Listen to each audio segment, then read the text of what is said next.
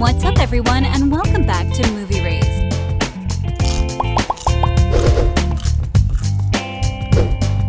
Long before Simba took his place in the circle of life, another king ruled over the Pride Lands. And now we will learn the story of the greatest king in the history of Pride Lions, Mufasa.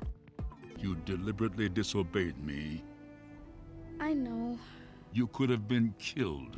Walt Disney Studios has started adapting some of its most beloved animated films to live action in recent years, sometimes making significant changes and other times staying as true to the original as possible. The Lion King, directed by John, falls into the second category, staying true to the original '94 animated film. The Lion King is good because the original animated film was excellent, despite the fact that it boasts stunning CGI that Disney is obviously proud to show. The Lion King follows Simba, a young lion cub raised as a prince of Pride Lands and expected to succeed his father Mufasa as king, with his friend Nala as his queen. Scar, however, conspires to conquer the Pride Lands with the hyenas, the lion's enemies. Scar kills Mufasa to carry out his coup and convinces Simba that it was his fault, but the hyenas fail to properly kill Simba. Instead, Simba escapes and is adopted by Timon and Pumbaa, spending his early life with them thousands of miles away from the Pride Lands. But Simba's past and commitments catch up with him, and he realizes he needs to go back home to make amends. The story, a large portion of the script, and the majority of the music are all taken from Disney's earlier movie, which is ultimately the only reason The Lion King is as good as it is. The studio gave the animal characters a more realistic makeover, but the change isn't always for the better. It is just different aesthetic and advantages that have its disadvantages of its own, like the stunning CGI animals taking away some of the magic of the premise. The friendship between Mufasa and Scar has long piqued viewers' interest because The Lion King was a childhood favorite for many people. Mufasa, the Lion King, will hopefully provide answers to some of the mysteries that have remained.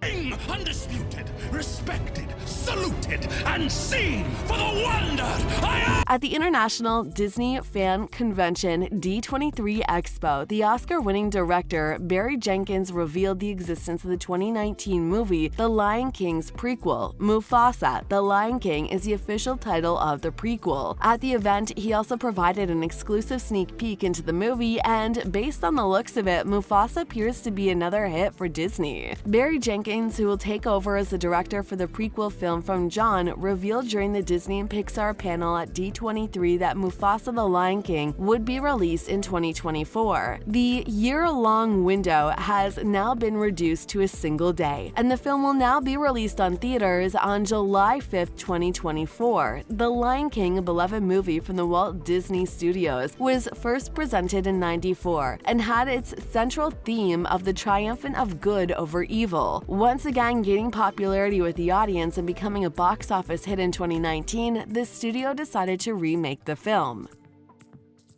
Help me! One of the most revealing aspects of the D23 footage may have been the voices. Mufasa was voiced by James Earl Jones in both productions, so hopefully Pierre keeps the booming, powerful voice that Jones used. Seth Rogen is likely to reprise his role as Pumbaa since Billy, who played Timon in the 2019 movie, also appeared in the sequel. Before we go any further, we wanted to let you know that it's time for you to smash that like button if you haven't done it already. We can probably expect to hear a few recognizable voices, since John provided the voice of Rafiki, the wise but eccentric baboon sage and close friend of Mufasa, in the 2019 movie. Tak, also known as Scar, Mufasa's sneaky younger brother, is voiced by Calvin Harris Jr. in both the original and remake of The Lion King. Scar apprises to succeed Mufasa and Simba as ruler of the Pride Lands. However, this time, no additional casting information has been made public or announced.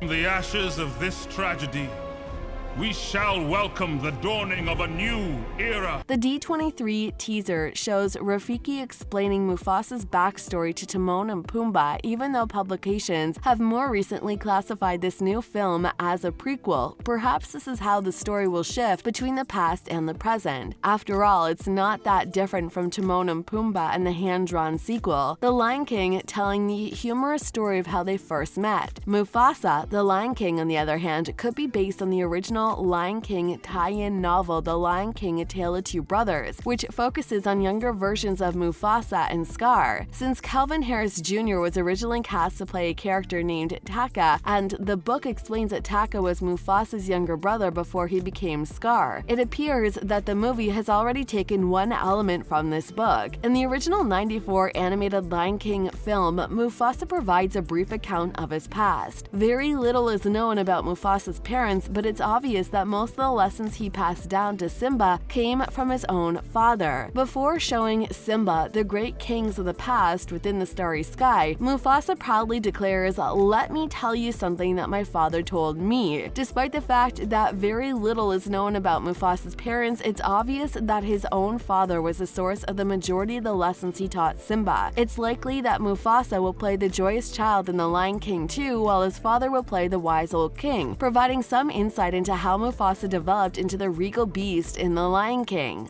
From now on, the lions will eat after the hyenas. Also, Sabari, Mufasa's wife, is probably going to play a significant role in The Lion King 2. A prequel story starring Mufasa will almost certainly reveal how he met Simba's mother, and whether their connection was immediate or whether these two lions resisted the arrangement before falling in love for real. This is because in the fictional Shakespeare meets the Animal Kingdom world of The Lion King, princes are betrothed to their future mates from a young age. The main plot of The Lion King and Simba's character arc are largely initiated by Mufasa, so it might be advantageous to give him more development. However, Disney should be aware that there is already a much more compelling path for a prequel tale. It would make much more sense for the Lion King prequel to focus on Scar rather than Mufasa. As a paragon of virtue and justice in Disney King's The Lion King, Mufasa's original character needed to be clearly the hero of the story in order for him to reach the position by the end of Mufasa the Lion King, which could easily become boring to watch. A prequel about Scar, on the other hand, would avoid that issue by focusing on his ascent to villainry, because that would allow for more character twists, including the potential to add some sympathy to further develop his persona. The Lion King's Scar was famously given a backstory in the 1994 novel A Tale of Two Brothers, including the fact that his parents named him Taka, which in Swahili means trash, suggesting that they thought Mufasa was more important than him. Where have I seen this before? Oh, yes.